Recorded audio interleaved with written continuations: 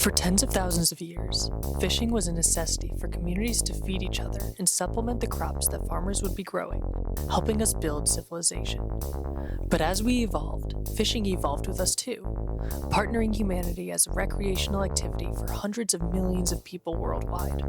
An activity that is so globe-spanning, so essential to humanity, it seems only fitting that we brought it with us into the digital age. In 1984, Compute Publications released Sea Route to India, a very bare-bones text-based adventure. One of the very few animated sections of the game, though, is a spearfishing section, where you can hunt whales to help you not starve while on your conquest. It shows up randomly, with it becoming more frequent as your food supplies get lower. But nevertheless, the first digital fish would be caught by man on this historic day. What starts off as something that seems like an option eventually, around here, I found became a necessity to keep you and your crew fed and happy to make it the rest of the game. As one of the few interactions you can have, it's a nice break from reading all the stats that take up a lot of early text-based games. And now, as we fast forward to today, there is seldom a game with a lake, pond, or ocean you can't fish in. For open world games especially, there is always a way to catch and utilize fish in-game. What makes a good fishing minigame, I'll be critiquing in 3 criteria for this video. The integration, how well the fishing fits within the game and how likely you are to use or encounter it. The mechanics, just judging the minigame off of how fun, challenging, or exciting it is. And usefulness, how much is a fish worth? Can you fish up treasure chests or useful items? Can you even try to complete the game just as a fisherman? These scores are meant as placeholders and not as hard-set rankings, as all of these minigames are the developer's interpretation of fishing. It's interesting to examine how artists and dev teams approach fishing differently. It's not a reflection of the game's overall enjoyment, but an interrogation of their love for fishing.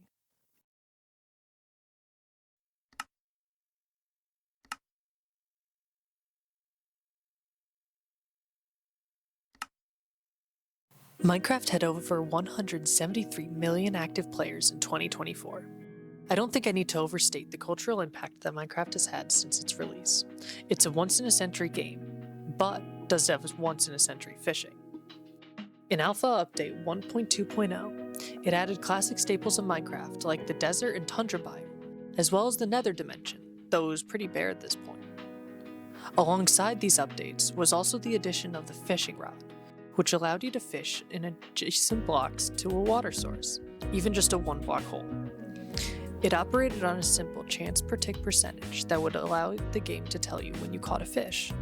The next update that added differences to fishing was 1.7. Other than just percentage changes, you can now fish some pretty nice treasure, such as enchanted books, saddles, and name tags, making it one of the best ways to get the latter too. It also added the fishing of junk, such as sticks and rotten flesh. The particles that show you when a fish is approaching your bobber before it bites was also added.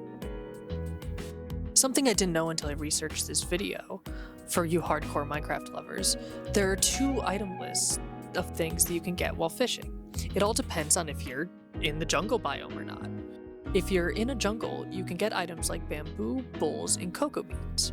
If you're not, then you get the traditional list of items that are fishable for every other biome. Finally, in Update 1.16, a decade after fishing was introduced to the game, the size of your pond now needs to be 5 by 4 by 5 to fish in it, making it a little bit more plausible that fish would be in there. I don't know many people who think of their fishing rod as an essential tool in their hotbar. Most people I know make one and fish for a saddle or name tag and then just put it in a chest. I do think the fishing is pretty well integrated, and with the luck of the sea enchantment added in Update 1.7.2, you can even get a little bit better odds at the top tier loot. The minigame itself, though, is where I see Minecraft faltering the most, especially because there is so much waiting. Sometimes 30 seconds per fish for little payoff. Now don't get me wrong, I don't mind waiting for fish, it is part of the experience after all. But the unceremonious way the item just pops into your inventory after all that waiting, just to cast off again and repeat? The minigame itself gets really grating, so if you ever want to try and use the fish as your main food source, gathering a stack of it is actually really time consuming. When you think about it, it hasn't even really gotten much more advanced than in 1984. Minecraft's fishing minigame works primarily off of waiting for a fish to approach with little input from the player. Even for fishing's hunger benefits, it's not really even worth it when you could make a farm with meat or a variety of produce. So though it's set up as a really helpful way to get certain items, overall its usefulness and impact on your game falls short. For something that's been in the game for such a long time, it's a little bit odd that it hasn't been advanced as much as the other editions have. Minecraft will likely continue to be updated for years though, so maybe we can see an update adding more things to fish for. Maybe even fishing nets? A way to get more fish at once, or ships? Who do I have to email to get fishing updated in Minecraft? I've been doing it since I was 12 years old! I would love to talk.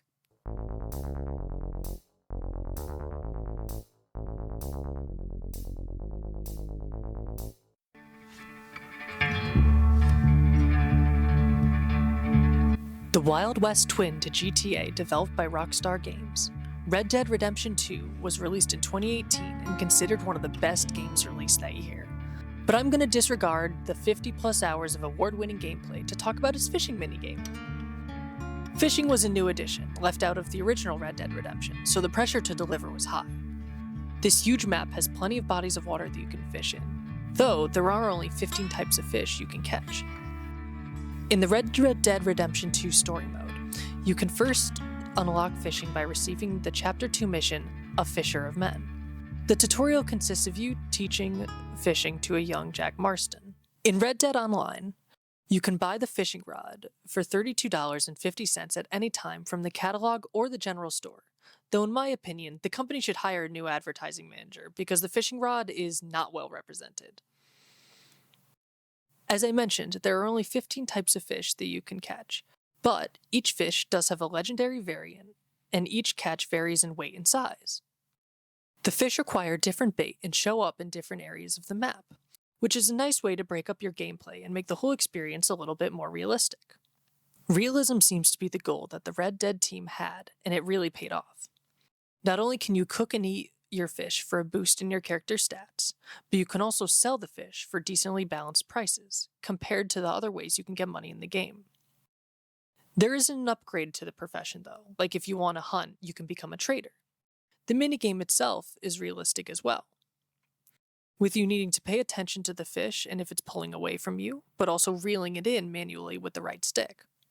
It's a really fun minigame and can feel really rewarding. The reeling component wears on your thumb a lot though, and I imagine giving a lot of players arthritis. Its charm is supposed to feel as if you're really there, and I think that's been achieved pretty well though. I do think the experience plays better on a controller than a keyboard, but that goes for most things that Rockstar makes.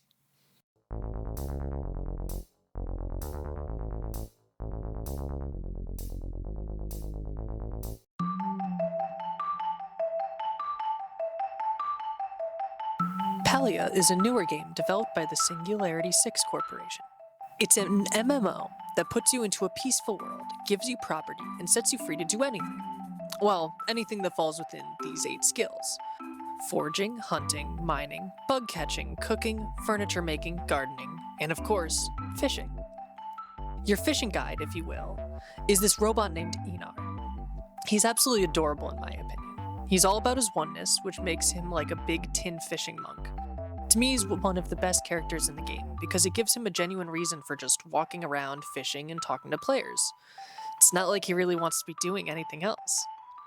You can even romance him too, which personally got to me because he just doesn't understand emotions at all, so he turns into a cute little him bot, complimenting the most unique things about you. Not only is there an entire character story and romance to go through, but fishing is predominantly featured as one of the major skills in the game. You can probably go your entire gameplay just as a fisherman, moving around to the various ponds and beaches, looking for a wide variety of things that you can fish from them. There's 10 achievements that you get from a variety of things like leveling, catching rare and epic fish. In Palia, you can sell your fish for money, or you can show them off in your house as items if they're starred.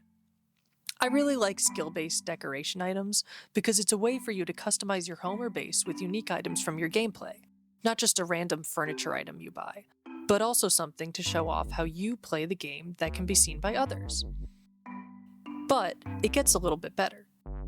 Worms are a necessity to use your fishing rod, and for the beginning of your journey, you will likely buy them from Zeki's shop. But if you're serious and don't want to keep wasting coin for your bait, you can get worm farms and glowworm farms. These convert various items into worms for you to use instead of buying them. These are really nice additions that can help you identify your playstyle. The minigame itself isn't as complex or realistic feeling as Red Dead Redemption, but it's fun to play in longer sessions. The fish also don't feel like they're on a planned left and right course, which helped it continue to feel exciting. The fish themselves can be used to cook a handful of recipes, but I'm not sure what else you can actually do other than selling them.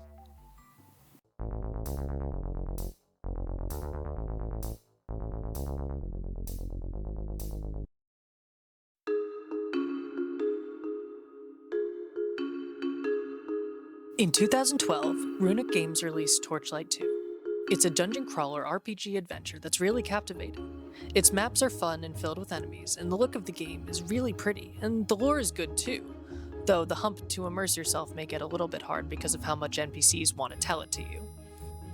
The fishing in this game can almost be completely walked by. There's even several forums and Reddit posts asking what the purpose of fishing is. Many players don't even stop for the small fishing holes. In Torchlight, you can only fish in designated fishing holes labeled secret and promising. There's also one somewhere in every town too. Fishing holes run out of fish except for the ones inside the rest villages, which I guess makes sense though, since in turn the ones out on your adventures yield more promising fish. Now is probably a good time to mention something unique to Torchlight. As well as creating your character, you also get to customize this companion that stays with you the entire game. Unlike other fantasy games where companions are mostly items you can buy, win, or get through stories and equip them, this pet is just kind of a second character for you to use. They respawn like you, have the same amount of inventory space as you, and can even go off and sell things for you while you keep walking and return back to you like nothing ever happened. Imagine if Samwise just pieced halfway through the trek to Mordor only to show up with health potions. It's helpful, but it would definitely make the battle a lot less tense. So, what do your companions have to do with fishing in this game? Well, the only thing you can really do with fishing here is to feed them to your companions. In exchange, your companion gets to turn into a beast, a spider, or a mimic. There are 7 different things your companion can turn into, each one of them with their own bonuses. Not many of them are incredibly game-changing, though, beyond the cosmetics to your friend there, which makes sense as to why players keep skipping it over. But you don't need to bait fish, and it's possible to sell them if you don't want them. So honestly, fishing is always a benefit to you on your journeys. The minigame itself is simple. Just click when the circles match. You can only do it 2, maybe 3 times before all the fish in that spot are caught, which keeps the minigame from getting tedious. I think keeping the fishing limited was a way to keep the player moving forward in dungeons, but I see it as more of a missed opportunity to do more things with the transformation fish companion idea.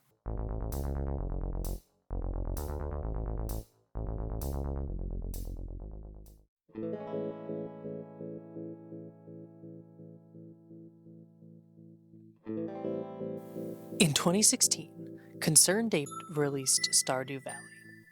This aesthetically 16-bit farm simulator helped relaxing games take over the Steam marketplace. Though most of its gameplay is focused around farming, on the southern edge of town is a beach and dock that can be used for fishing, and is used almost every day by the NPC Willie. Willie should be hired as the Red Dead Fishing Rod's advertising team, because he immediately sends you a letter to your house telling you about his shop and fishing. This is an event that is meant to prompt the player to do things around town, and other than someone showing up at your house, it's the only way that the game really guides you. So I honestly respect Willie's initiative and boundaries. Off to a good start. The max amount of hearts you can get with him is 9, and as your friendship grows, he frequently sends you fish-based recipes. To start fishing, you hold down left-click and release by letting go. After a few seconds, an exclamation point will appear above the player, and you click again to begin the minigame. You try to keep the green around this fish. This other bar indicates how close you are to catching it. If you manage to keep the fish in the green bar the entire time, you get a perfect catch. Sometimes treasures can appear for you to collect too while fishing. As you level up, and get the opportunity to catch better fish, the fish will travel farther and quicker, making it harder to keep up with. This minigame is more like Torchlight 2's, where it breaks your immersion and takes you out of the world you're playing in and into a separate void to experience the minigame. Stardew's nature as a 16-bit lends itself to arcade-style minigames, and I think its uniqueness carries it to be one of the best. Whereas Red Dead thrived on the realism of the game and what you were experiencing, urging you towards that immersion, nearly forcing you to believe that what you were seeing is as close to the real thing as the real thing. Stardew Valley gives you a pop-up with set rules and minimal movement. By restricting your impact on the world you see, it builds tension to play things right, be resourceful, and not make sudden moves despite trying to mirror an unpredictable force. It's almost poetic how each game takes the same experience and gives people something completely different. This isn't to say that either is bad. In fact, both wouldn't have been made if there wasn't a dedicated fan base that asked for and wanted it. Stardew can be quite the recreational game, so fishing puts an emphasis on the tension and struggle between you and the fish, and hits at the core of what fishing really feels like, an immovable object and an unstoppable force.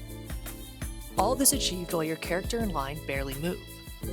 But it doesn't detract from the experience. In fact, I would call it a successful minimalist representation of fishing. It focuses on what fishing feels like rather than what it looks like, and offers a bite-sized minigame experience that pays off and feels rewarding. Fishing Minigames video essay has been a sticky note on my wall that I've wanted to show you for months. I like talking about video games like this, honestly. I find that talking about video games in the terms of art critique is really fun, and it gets to highlight some of the hard work that people put into games. So thank you for watching this. I hope you've enjoyed it and that I can do more videos like this in the future. Consider liking and subscribing so the algorithm likes us better. It's free for you, but it really does mean the world to us. I'm interested in hearing about your favorite fishing minigames, so please comment down below. If you like what I make, you'll probably enjoy more of what we have to offer here at ESOCRYPT. ESOCRYPT Entertainment is an independent, worker-owned company that's main goal is to make art sustainably without taking orders from a larger media organization or investors who want to change the message or presentation of our art. We don't just do YouTube, we're also all practicing artists working with and to build communities. So art doesn't have to be something that you need to be rich to express yourself with. I guess that's all for now. Bye, friends. I hope to see you next time, and remember to stay safe out there.